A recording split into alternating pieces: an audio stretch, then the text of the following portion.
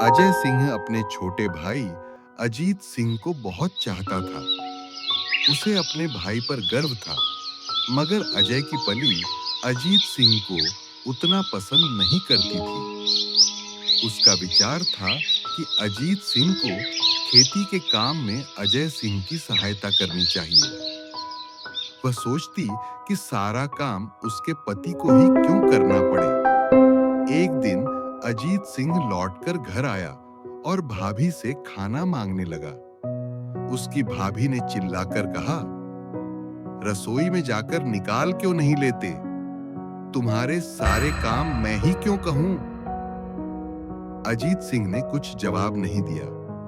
वह चुपचाप रसोई घर में गया और खाना निकाल कर खाने बैठ गया। उस दिन उसकी भाभी ने उसके खाने में जानबूझकर नमक नहीं डाला था। ज्यों ही उसने पहला कौर मुंह में रखा कि मुंह का स्वाद बिगड़ गया।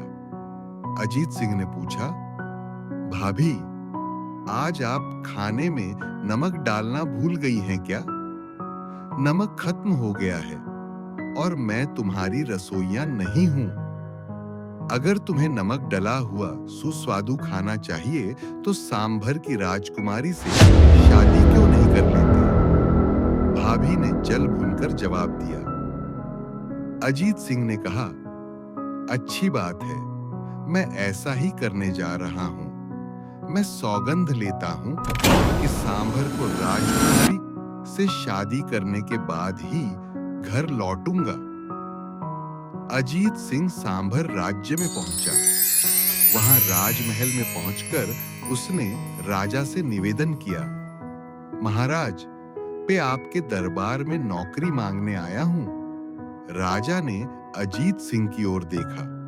अजीत सिंह सुंदर, सुडौल और ताकतवर नवयुवक था। उसके बोलने का ढंग भी सभ्य और शिष्ट था। राजा को वह एक ही नजर में भा गया। राजा ने उसे अपना अंगरक्षक नियुक्त कर लिया और रहने के लिए महल के पास ही एक मकान भी दे दिया।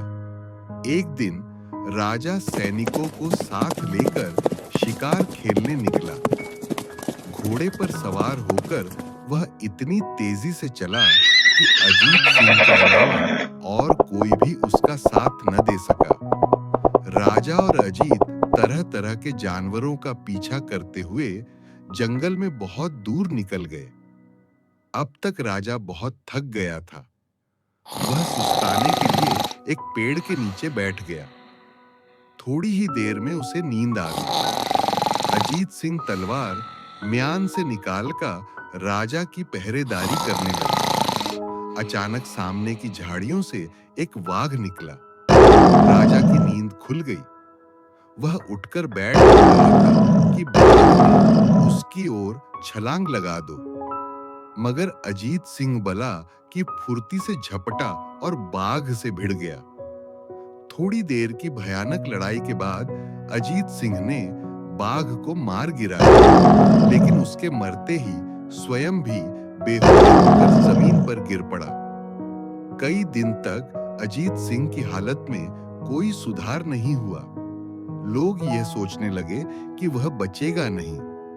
राजा रानी उसे बहुत चाहने लगे थे। उन्हें अजीत सिंह की बड़ी चिता कुछ दिनों बाद अजीत सिंह की मृत्यु हो गई।